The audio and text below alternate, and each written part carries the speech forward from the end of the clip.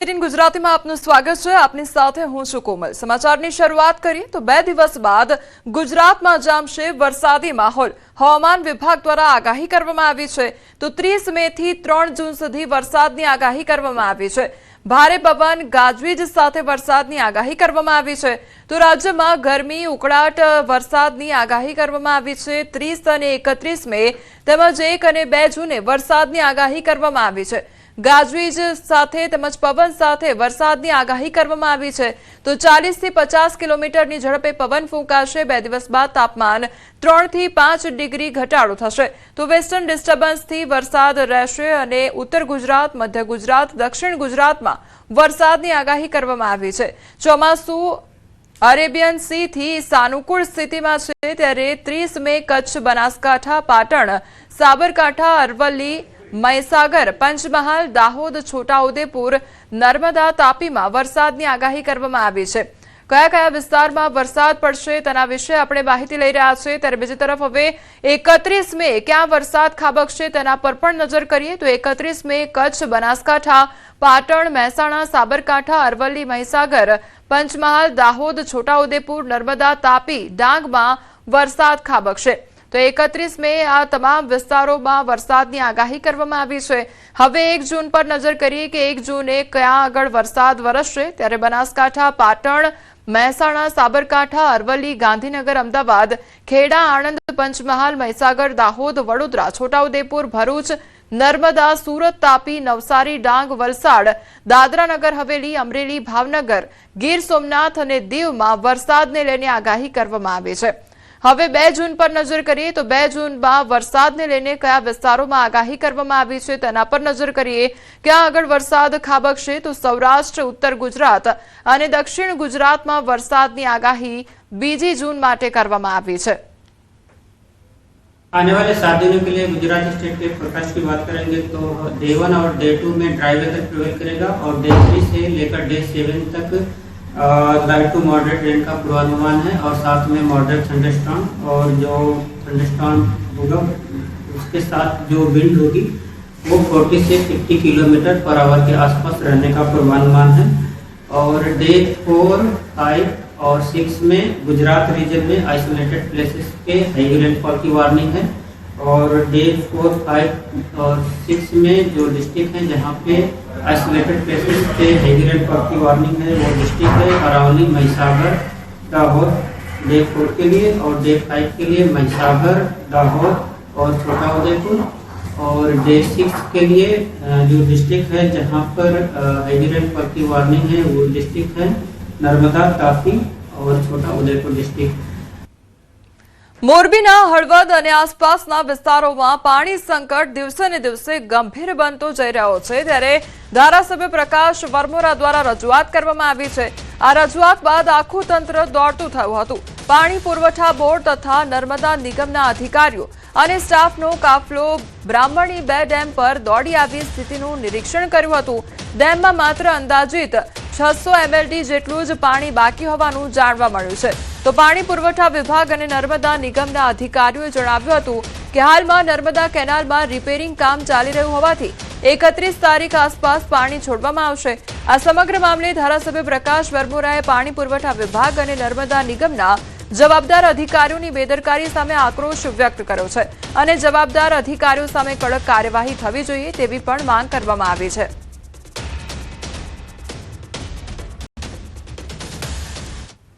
સતત petrol, diesel અને ગેસના ભાવમાં થઈ રહેલા વધારાથી સામાન્ય જનજીવન પર ભારે અસર જોવા મળી રહી છે। ખાસ કરીને ડીઝલના ભાવ વધતા ધરતીપુત્રો પર મોંઘવારીનો માર પડ્યો છે। ખેડૂતોને ખેતરમાં ટ્રેક્ટર ચલાવવા માટે પૂરતું ડીઝલ સરળતાથી મળી રહ્યું નથી જેના કારણે ખેતીકામમાં વિક્ષેપ સર્જાઈ રહ્યો છે। શાકભાજી ઉગાડતા ખેડૂતોને યોગ્ય ભાવ ન મળતા તેઓને માર્કેટ સુધી માલ પહોંચાડવામાં પણ વધારાના ખર્ચનો સામનો કરવો પડી રહ્યો છે।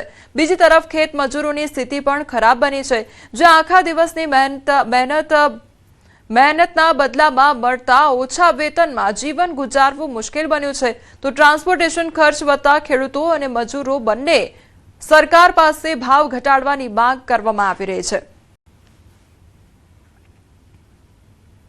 સાહેબ પેટ્રોલ ડીઝલના ભાવ, ખાતરના ભાવ તેમજ મજૂરીમાં વધારો થતા ખેડૂતોની હાલત દયનીય થવા પામી છે. દ્રશ્યમાં જોઈ શકો છો કે સુરત જિલ્લાના ખેડૂતોની હાલત, જે ખેડૂતો ખેતરની અંદર ટ્રેક્ટર લઈને જાય છે, ટ્રેક્ટરની અંદર પૂરતા પ્રમાણમાં ડીઝલ નહીં મળતા રોજી રોટી પર મોટી અસર પડી છે. તો બીજી તરફ ભાત બનાવતા ખેડૂતોને પણ પૂરતા પોષણક્ષમ ભાવ નહીં મળતા ખેડૂતોની હાલત દયનીય થવા પામી છે. આપણે ખેડૂતો સાથે સીધી વાતો કરીશું. નુકસાન થયું છે તે અતિશય ભારે નુકસાન છે, કેમ કે એમાં મજૂરી વધી ગઈ, ટ્રાન્સપોર્ટેશન વધી ગયું. હવે હાલની તારીખમાં ગયા વખતે તો અમને 3300-3400 રૂપિયાના ટેકાના ભાવ બી મળતા હતા અહીંયા જે અમે વાત કરેલા હતી. આજની તારીખમાં તો 2900-2800 રૂપિયામાં બી લોકો લેવા તૈયાર નથી. હવે તો કઈ એ લોકો મશીન પાછા લઈને આવી ગયેલા છે કે મશીનથી ચેક કરે. હવે તમે મશીનથી ચેક કરે કે જેનાથી ચેક કરે તે પણ અમારી જે મજૂરી છે તે તો અમારી નીકળવી જોઈએ. અને આ વસ્તુમાં જે મોંઘવારી વધતી છે એ બાબતે સરકારે કડકથી કડક નિયમ લઈને ખેડૂતો માટે અને તમામ જનતાઓ માટે રાહતનો પેકેજ એલાન કરવું જોઈએ, એટલું મારી માંગ છે. અમે મજૂર તરીકે કામ કરીએ છીએ. જ્યારે અમે અહીંયા મજૂરી કરવા આવે છે ત્યારે અમને 150 રૂપિયા જેવી મજૂરી મળે છે. પરંતુ જ્યારે અમારી ચીજ વસ્તુ કંઈક ખાવાની વસ્તુ લેવામાં જઈએ ત્યારે એ પૈસા અમારાથી ખર્ચાઈ જાય છે અને અમને પોસાતું નથી. જેથી સરકારે ભીંડામાં, રીંગણમાં, દૂધમાં, ખાવાના તેલમાં, ડીઝલ પેટ્રોલમાં જ્યારે એમણે મોંઘવારી કરી દીધી ત્યારથી અમને પોસાતું નથી. એક વીંઘાના ખેડવાના લેતા 600 રૂપિયા, જે હવે 800 રૂપિયામાં કરવા પડ્યા છે, જેથી અમને કામ મળતું ઓછું થઈ ગયું. અને હવે કામ મળે તો કામ કરવા જઈએ 5-10 કિલોમીટર દૂર જઈએ તો ત્યાંથી પાછું પેટ્રોલ પંપ પર ડીઝલ ભરાવા જવાનું, પાછું જવાનું, પાછું આવવાનું, એમાં અમને કંઈ પોસાતું નથી. જેથી અમે હવે ટ્રેક્ટર નક્કી કર્યું છે કે ઘરે જ મૂકી દઈએ. સરવાળા અંતે જ્યારે ખેડૂત માર્કેટની અંદર એનું ફસલ તૈયાર થયેલી લઈને જાય છે ત્યારે ટેકાના ભાવ કરતા પણ નીચા ભાવ મળતા ખેડૂતો આપઘાત કરવાનો વારો આવે એવી સ્થિતિનું હાલ આ નિર્માણ થવા પામ્યું છે. કેતન પટેલ, ન્યૂઝ 18 ગુજરાતી, બારડોલી. જૂનાગઢના ભવનાથ વિસ્તારમાં છેલ્લા 3 દિવસથી ચાલી રહેલી સફાઈ કર્મચારીઓની હડતાળનો અંત આવ્યો છે. વેતન, પીએફ, ઈએસઆઈ અને એરિયર્સના મુદ્દે કોન્ટ્રાક્ટ એજન્સી સામે કામદારોમાં ભારે રોષ જોવા મળ્યો છે. તો કર્મચારીઓએ જિલ્લા કલેક્ટરને આવેદનપત્ર પાઠવી રજૂઆત પણ કરી હતી. ત્યારબાદ ડેપ્યુટી મેયરની મધ્યસ્થતાથી કામદારો અને કોન્ટ્રાક્ટ એજન્સી વચ્ચે ચર્ચા યોજાઈ.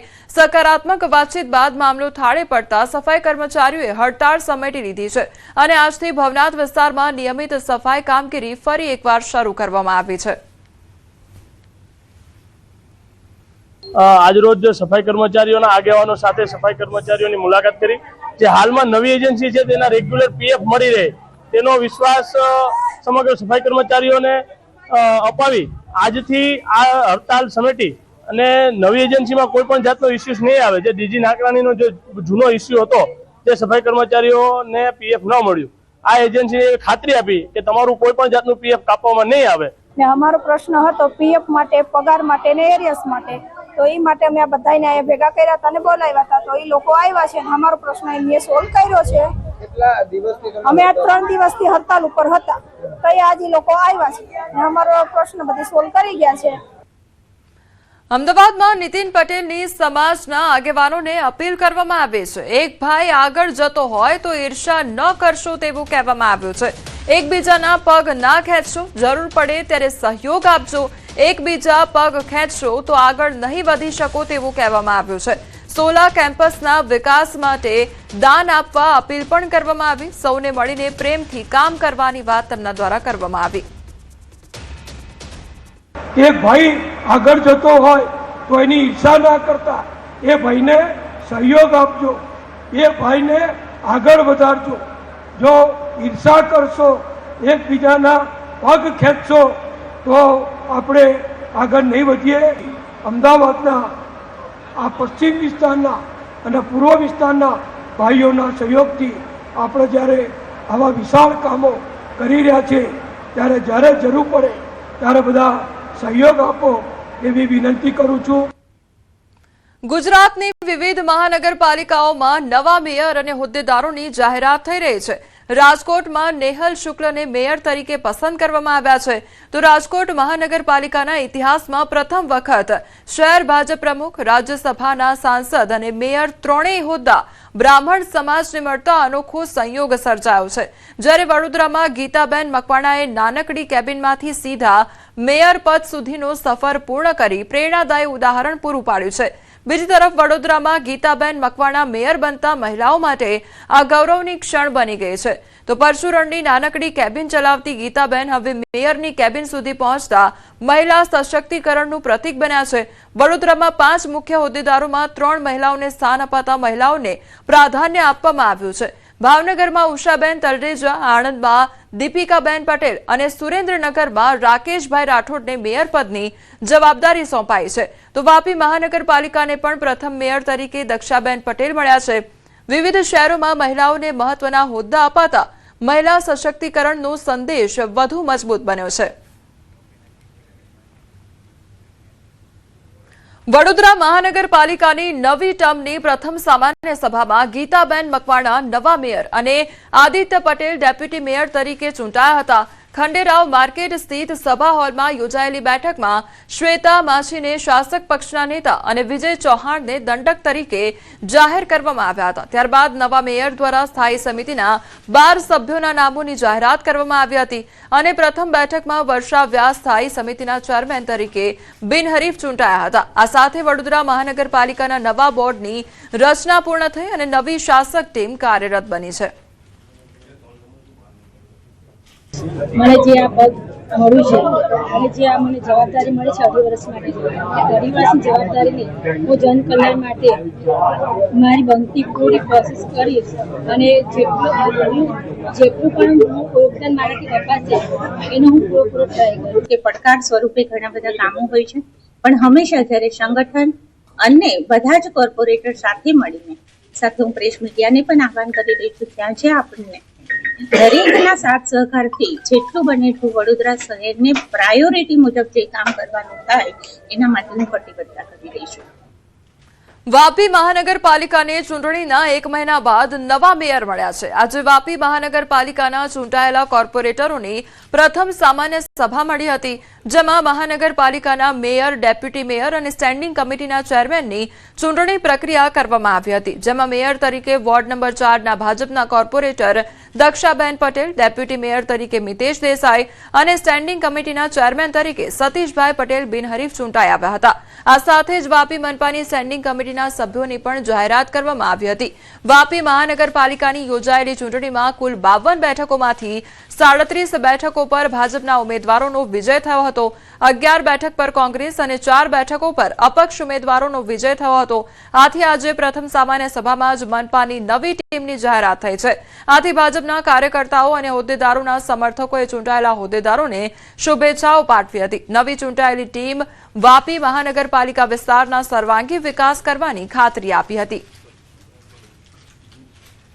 હું વાપીની જનતાઓની સમસ્યાઓનો ઉકેલ કરવા જરૂરિયાતોને પૂરી કરવા માટે કોશિશ કરીશ.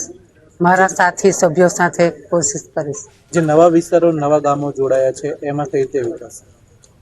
નવા ગામોમાં ત્યાં જઈને ફરીને જોઈને તેમનો જે સમસ્યા હોય તેના ઉકેલ કરીશું. આ મહાનગરપાલિકામાં જે મહેનત કરીને અમારા 37 આજે મહાનગરપાલિકાના અમારા ભાજપના બધા ચૂંટાયેલા છે અને જે આજે ભારતીય જનતા પાર્ટીની બોડી અને અમે મેયર બનેલા છે એનો ખૂબ ખૂબ આભાર માનીએ છીએ. અને અમારા દરેક કાર્યકર્તાઓનો, ભાજપના કાર્યકર્તાઓનો અને સાથે સાથે જે અમને વાપી મહાનગરપાલિકામાં ચૂંટણી માટે જેમને અમને વિજય બનાવ્યા છે એ દરેક નાગરિકોનો આભાર માનીએ છીએ. વિકાસના કાર્યો જે અમે નગરપાલિકામાં હતા ત્યારે પણ વિકાસના કાર્યો અવિરત ચાલતા જ હતા, પણ હવે મહાનગરપાલિકાનો વ્યાપ વધવાથી, હવે સ્ટાફ વધવાથી અને બજેટ વધવાથી અને કનુભાઈ જેવા નાણામંત્રી વાપીને નસીબમાં મળેલ છે તો પૈસા માટે કોઈ કામ અટકશે નહીં. અને અત્યારની કન્ડિશનમાં અમારા માટે સૌથી અગત્યનું જો કામ હોય તો ડુંગરાનો ફિલ્ટ્રેશન પ્લાન્ટનું લોકાર્પણ કરવાનું છે. તાત્કાલિક ધોરણે અમે એને પૂર્ણ કરવા માટે અમારી તનતોડ મહેનત લગાડશું. કેનેડામાં વધુ એક ગુજરાતી યુવતીની કરુણ હત્યાની ઘટના સામે આવતા ચકચાર મચી જવા પામી છે. આણંદ જિલ્લાના બોરસદની 22 વર્ષીય યુવતીની કેનેડાના નાયગ્રા વિસ્તારમાં ચાકુના ઘા ઝીકી હત્યા કરવામાં આવી. છેલ્લા 4 વર્ષથી કેનેડામાં રહી અભ્યાસ કરતી યુવતી અભ્યાસ સાથે નોકરી પણ કરતી હતી અને PR મેળવવાની તૈયારી કરી રહી હતી. માહિતી મુજબ 15 મેના રોજ ઘરેથી બહાર નીકળ્યા બાદ અમેરિકન બોર્ડર પાસે તેની ઉપર જીવલેણ હુમલો કરવામાં આવ્યો હતો, જેમાં તેનું મોત નીપજ્યું હતું। ઘટનાની જાણ થતાં સ્થાનિક પોલીસે હત્યાનો ગુનો નોંધી આરોપીની ધરપકડ કરી વધુ તપાસ શરૂ કરી હતી। દીકરીના મોતના સમાચાર મળતા પરિવાર પર આભ તૂટી પડ્યું છે અને સમગ્ર બોરસદ પંથકમાં શોકનો માહોલ છવાઈ ગયો છે। છેલ્લા કેટલાક સમયથી વિદેશમાં ગુજરાતીઓ પર હુમલા અને હત્યાની ઘટનાઓ વધતા હવે ગુજરાતી વિદ્યાર્થીઓ પર અને પરિવારોની સુરક્ષા અંગે પણ ગંભીર સવાલો ઊભા થઈ રહ્યા છે। અમને જાણ કાલે થઈ છે, અમને ઓફિશિયલ ઈમેલ આવ્યો એટલે અમે ત્યાં બધી તપાસ કરાવી અને પ્રોસિજર કાલે ચાલુ કરાવી દીધી।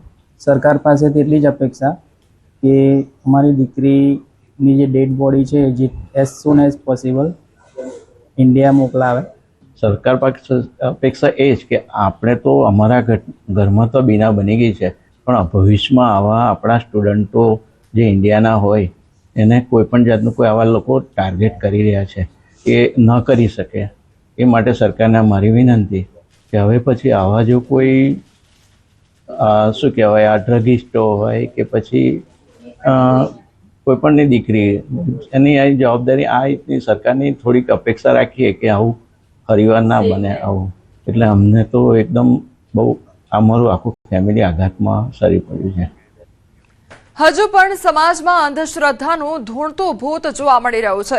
મહિલા પર ડાકણનો વહેમ અને પતિની હત્યા કરાઈ તો સાબરકાંઠાના ગાડી ગામે ચોંકાવનારો બનાવ સામે આવ્યો છે। મહિલા પર ડાકણનો વહેમ રાખી 12 લોકોએ હુમલો કર્યો।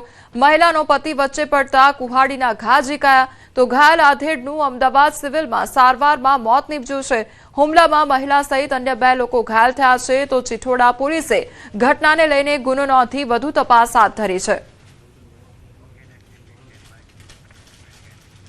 ભરૂચના ભોલાવ વિસ્તારની કરુણ ઘટના સામે આવી છે, જેમાં ઝાડ પર ચડેલા યુવાનને કરંટ લાગતા તેનું ઘટનાસ્થળે જ કરુણ મોત નીપજ્યું છે। સમગ્ર ઘટના નજીકમાં લાગેલા સીસીટીવી કેમેરામાં કેદ થઈ છે। યુવક કોઈ કારણસર ઝાડ પર ચડ્યો હતો ત્યારે નજીકમાંથી પસાર થતી વીજ લાઇનનો તાર અડી જતા તેને જોરદાર વીજ કરંટ લાગ્યો હતો। કરંટ લાગતા યુવક સંતુલન ગુમાવી ઝાડ પરથી નીચે પટકાયો હતો તો આસપાસના લોકો દોડી આવ્યા અને યુવકને હોસ્પિટલ ખસેડ્યો, જ્યાં ફરજ પરના તબીબોએ યુવકને મૃત જાહેર કર્યો। બનાવ અંગે પોલીસે વધુ તપાસ હાથ ધરી છે। મહીસાગર જિલ્લામાં પત્રકાર તરીકે ઓળખ આપી સોશિયલ મીડિયામાં ફોટા અને વિડીયો વાયરલ કરવાની ધમકી આપી ખંડણી માંગનાર તેજેન્દ્ર રાઠોડને પોલીસે જૂનાગઢથી ઝડપી પાડ્યો છે। આરોપી સામે 1,30,000 રૂપિયાની ખંડણી માંગવાના 2 ગુના નોંધાયા હતા। વીરપુરના પ્રતિષ્ઠિત નાગરિકોને ટાર્ગેટ બનાવનાર આરોપીને સ્થાનિક લોકો પાસેથી માહિતી મળતી હોવાની વિગતો પણ સામે આવી છે। તો સમગ્ર મામલે અન્ય કોઈની સંડોવણી છે કે નહીં તે દિશામાં પોલીસે વધુ તપાસ શરૂ કરી છે।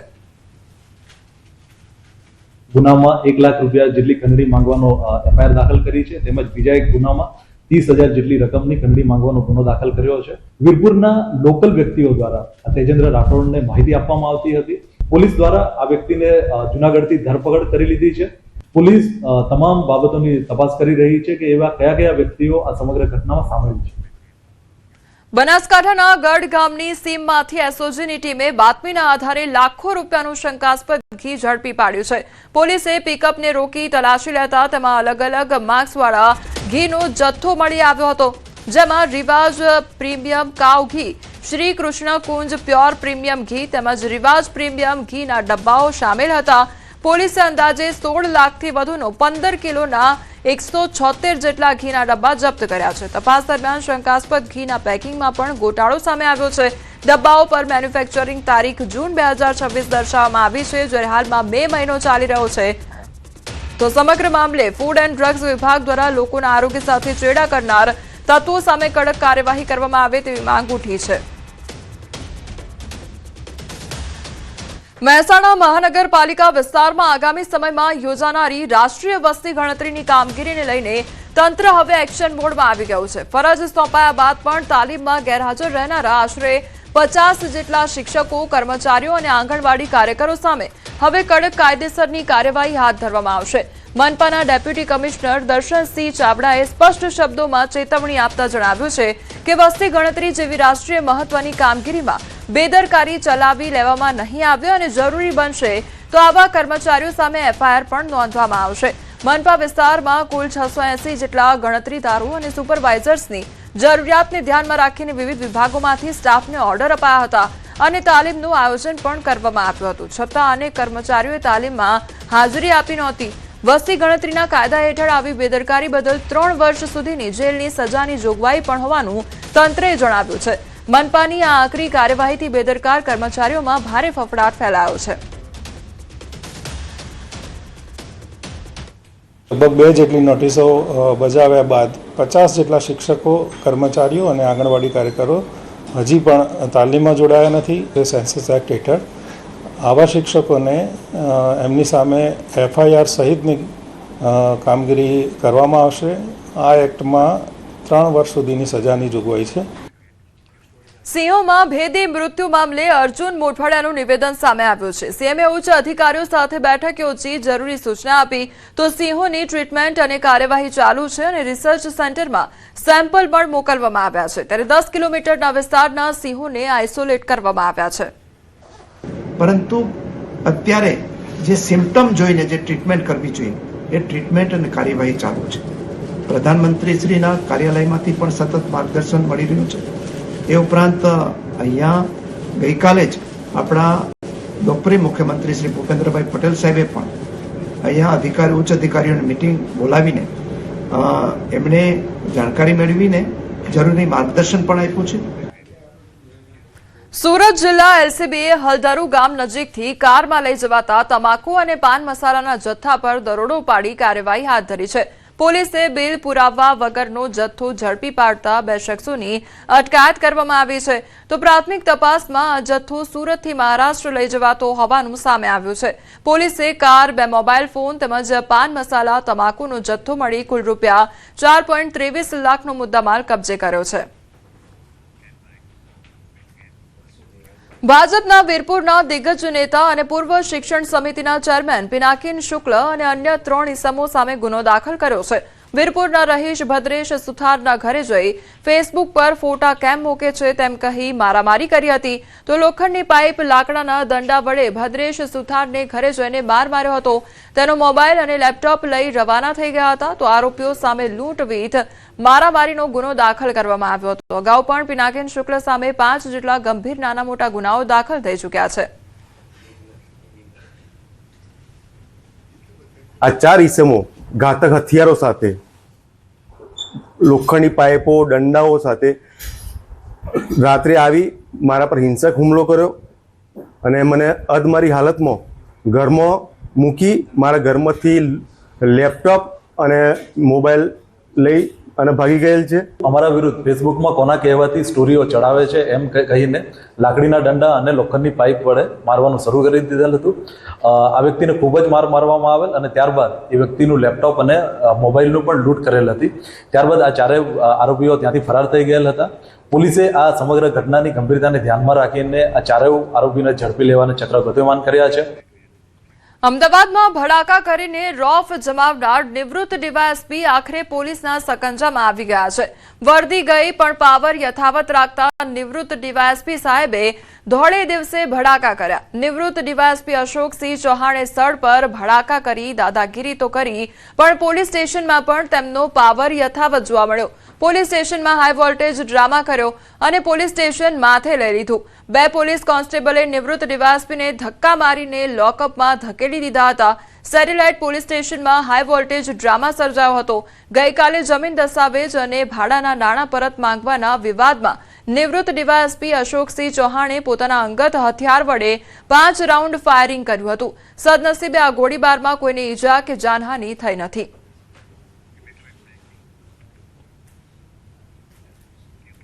તો અમદાવાદના નહેરુનગર ફાયરિંગ કેસમાં તપાસનો ધમધમાટ તેજ બન્યો છે. જમીન વિવાદ મામલે નિવૃત્ત ડીવાયએસપી અશોક ચૌહાણ દ્વારા ફાયરિંગ કરાયાની ઘટનામાં સેટેલાઇટ પોલીસે અશોક ચૌહાણ, તેમની દીકરી ખ્યાતિ ચૌહાણ અને દીકરા સિદ્ધરાજ ચૌહાણને મેટ્રોપોલિટન મેજિસ્ટ્રેટ કોર્ટ સમક્ષ રજૂ કર્યા હતા. પોલીસે વધુ પૂછપરછ માટે 7 દિવસના રિમાન્ડની માંગણી કરી છે. તો પોલીસના જણાવ્યા અનુસાર જમીન માલિકીના હક, ગેરકાયદેસર હથિયારો અને સમગ્ર વિવાદની ઊંડાણપૂર્વક તપાસ માટે આરોપીઓની કસ્ટડી જરૂરી છે. તો કોર્ટ લવાતા સમયે નિવૃત્ત ડીવાયએસપી અશોક ચૌહાણે મીડિયા સામે વાત કરવાની જીદ કરતા પોલીસ જવાનો તેમને અંદર લઈ ગયા હતા। બીજી તરફ આરોપીની દીકરી ખ્યાતિ ચૌહાણે પોલીસ પર આક્ષેપ કરતા જણાવ્યું કે તેમની ફરિયાદ લેવામાં આવી નથી અને તેમની જમીન પર ગેરકાયદેસર કબજો કરાયો હતો।